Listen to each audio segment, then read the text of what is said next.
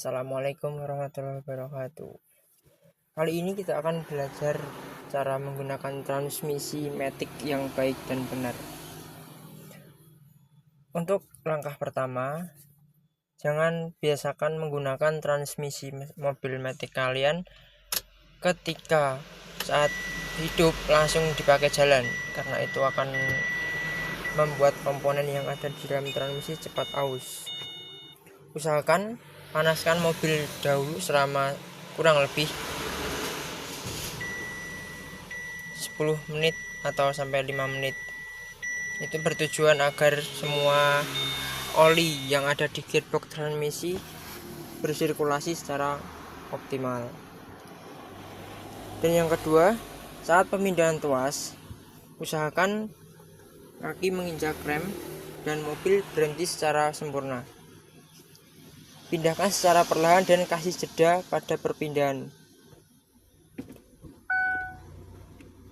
Ini bertujuan agar ketika fluida yang ada di dalam transmisi itu benar-benar bersirkulasi secara maksimal dulu.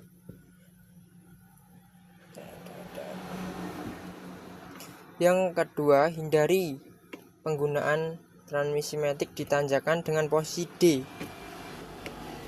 Ya begini ya teman-teman, kalau misalkan di tanjakan yang tinggi terus kondisi jalannya macet, kita usahakan menggunakan handbrake saja,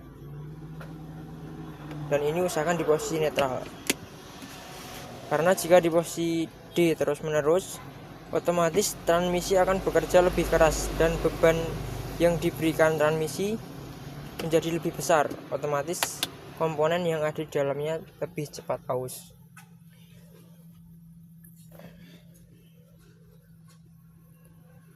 Dan usahakan untuk pada posisi tanjakan gunakan gigi rendah ya teman-teman. Misalkan tanjakan yang tinggi, gunakan gigi 2. Indikatornya akan muncul seperti ini, atau gigi 1. Jadi kalau di tanjakan, misalkan tanjakan curam, nggak boleh di D gini terus, otomatis nanti akan membuat kampasnya cepat aus, kampas kopling maticnya.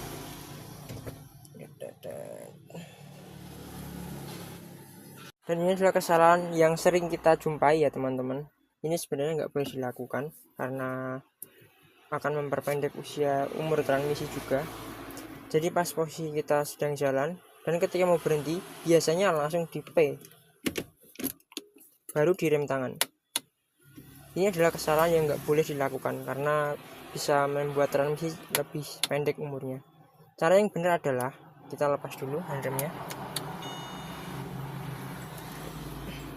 Cara yang benar adalah ketika posisi D, kita pindahkan tuas dulu ke netral, kita rem. Ketika mobil sudah benar-benar berhenti, kita pakai rem tangan, baru diposisikan ke P.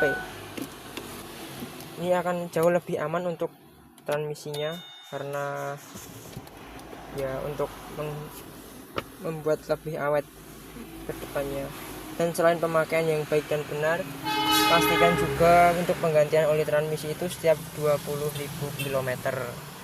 Itu harus diperhatikan juga karena oli sangat penting juga untuk melumasi semua komponen dalam transmisi. Dan untuk kebutuhan flushing oli biasanya 40.000 km. Itu adalah penggantian yang biasanya menguras semuanya. Kalau 20.000 tadi biasanya pada pengetapan normal saja.